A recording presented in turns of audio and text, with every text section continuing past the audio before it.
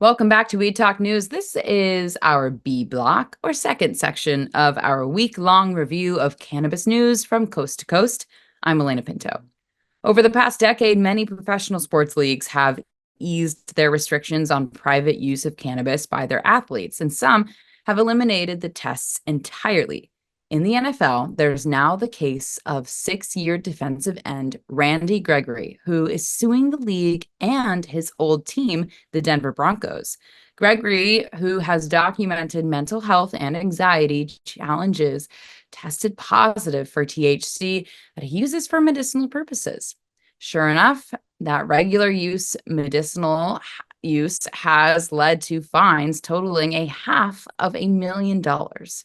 Many NFL teams have just completed their preseason minicamps, and this is usually the time when players are told they will be tested. Usually, if you stop using the plant for 30 days, traces of THC can disappear from your body. The NFL makes it relatively easy for the recreational user to stop before testing at these camps. But what about the medicinal users? Well, Gregory was supposed to be at the Tampa Bay mini camp this week, but he was missing for an unknown and unexcused reason.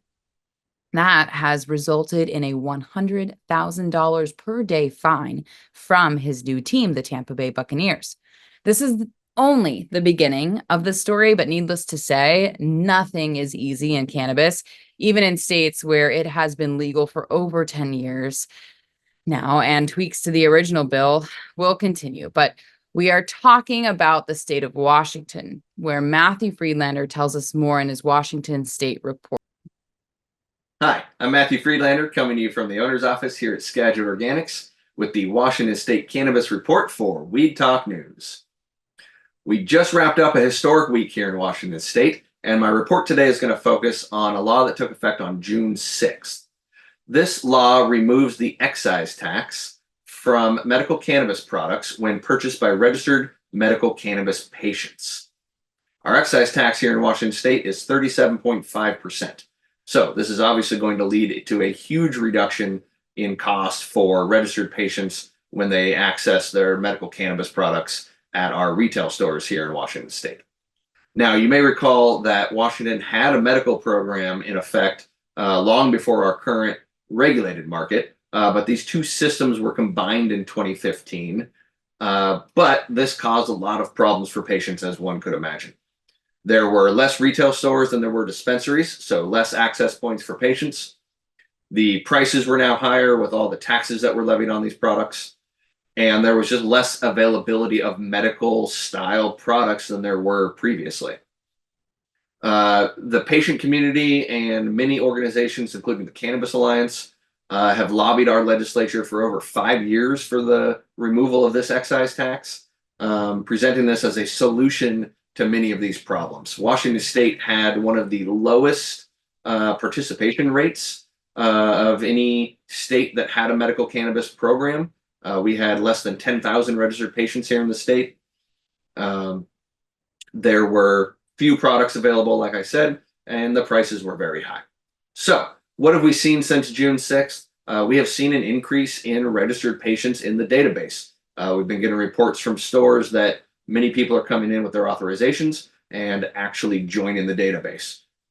We have seen a big influx in companies creating medical grade products. My company, Skagit Organics, prior to June 6th, was one of only 3 companies making medical grade products here in the state.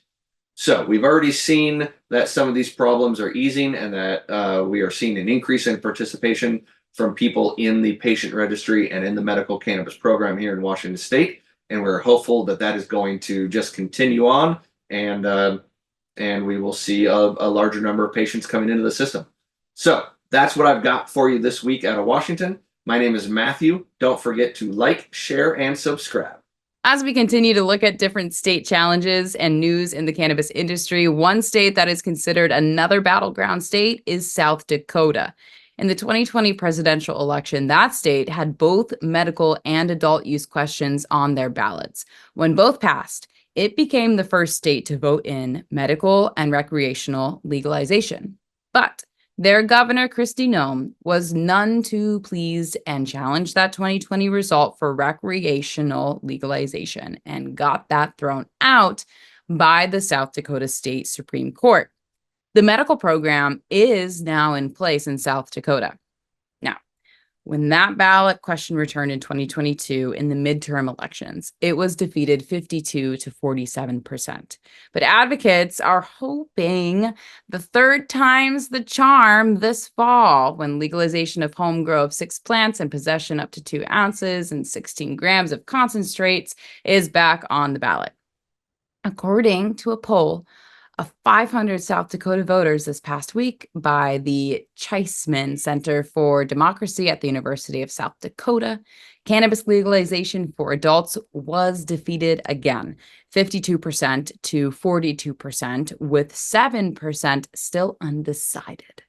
Still, advocates are hopeful that the turnout for this presidential election will bring enough pro-cannabis voters to the polls and get their ballot question approved. No such problem in Nevada, where Tina Tasaka reports from this week. I'm Tina Tasaka with 420 Technologies, and this is the Nevada Report for Weed Talk News. Well, more news on Planet 13. Planet 13 Holdings is a vertically integrated multi-state cannabis company. And today they announced the appointment of David Loop, the former Chief Executive Officer of VidaCann LLC, has joined Planet 13 Board of Directors. As reported last week, Planet 13 has made a major acquisition of VidaCann in the Sunshine State, and there will be a massive growth of Planet 13 in the state of Florida to expand their empire. David has a deep knowledge of the cannabis and horticulture industry. He spent his entire career in the horticulture industry, including CEO of Loop Nursery. He was instrumental in founding VidaCann and spearheading its growth into the 9th largest Florida retail network. David Loop was nominated by VidaCann to join the board of directors of Planet 13 as part of the acquisition of VidaCann by Planet 13. Calling all poker players, save the date. The Chamber of Cannabis Poker Night fundraiser is around the corner, July 20th. It will be a sizzling night of fun with great networking with the cannabis community. Tickets and sponsorships are available. Reach out to the Chamber of Cannabis and social media for more information. Unions in cannabis? Yes, you heard it here on Pro Cannabis Media. Cannapunch Cannabis workers in Las Vegas voted to join the United Food and Commercial Workers Local 711 in order to have a voice on the job and secure those benefits that union contracts provide. This 32-person unit is the first cannabis processor in the state of Nevada to vote to join UFCW Local 711. Cannapunch cannabis worker David Rodriguez Prieto issued the following statement, quote, "I'm thrilled to join the other 3 Air Witness locations in Nevada and cannabis workers across the country in this growing labor movement. As the industry expands nationwide, I'm proud to stand with my colleagues, building our power to fight for just compensation and a voice on the job. A cannabis processing job should provide a stable career where workers feel valued and their efforts discussing a contract that genuinely mirrors our daily contributions that make Cannapunch the successful dispensary it is," end quote. That's it for the 702. I'm Tina Tasaka with 420 Technologies and Weed Talk News. A very quiet week in our nation's capital, but not inside both chambers, the House and the Senate, where factions of reformers continue to try to get banking and expungement initiatives approved, only to be turned aside by the partisan politics that plagues our nation's government. Andrew Behringrer is our man in D.C., but this week he's vacationing on Martha's Vineyard. That island is off the coast of Massachusetts, and it got a waiver for legal weed delivery to commence to island dispensaries via international waters. So here's Andrew and his report on that. I'm Andrew Behringrer, and this is the DC area report for We Talk News. In breaking news out of Massachusetts, recent developments may not only help the state, but the future of the cannabis industry at the federal level. In a recent unanimous decision, an administrative order has been passed allowing the transport of cannabis and cannabis products over state territorial waters. This move comes as a relief to cannabis businesses on Martha's Vineyard and Nantucket, which have faced challenges due to their inability to transport cannabis from the mainland. The order was implemented swiftly to address access to regulated products. In other federal news, the House of Representatives narrowly approved a $883 billion National Defense Authorization Act for 2025 from a vote of 217 to 189.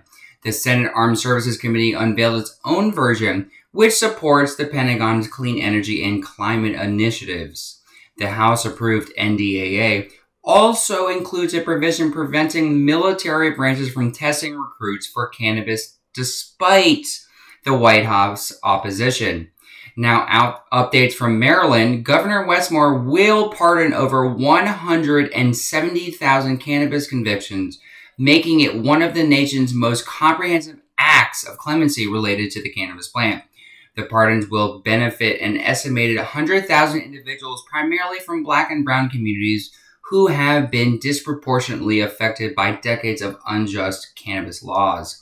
Over 150,000 misdemeanor cannabis convictions for simple cannabis possession and 18,000 misdemeanor convictions for drug paraphernalia will be automatically forgiven. Maryland, known for having one of the worst records in disproportionately incarcerating Black people, aims to address racial disparities in the criminal justice system through this initiative. I'm Andrew Behringrer, reporting for We Talk News. See you next week.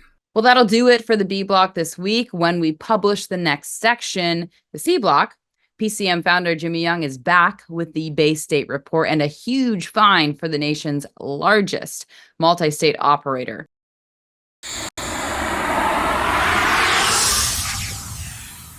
It's a whole new world of weed out there, isn't it? Everyone is learning new ways to titrate, ingest, consume, imbibe, and engage with this plant medicine we call cannabis.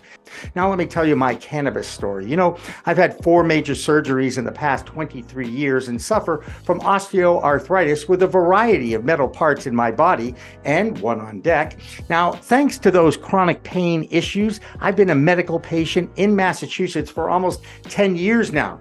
I remember my first trip to a dispensary just outside of Boston, and I told the bud tender I didn't want to smoke it anymore. So I tried edibles, then tinctures, then vaping, and now if I'm going to smoke, I only use the Weedgets filtration system. What?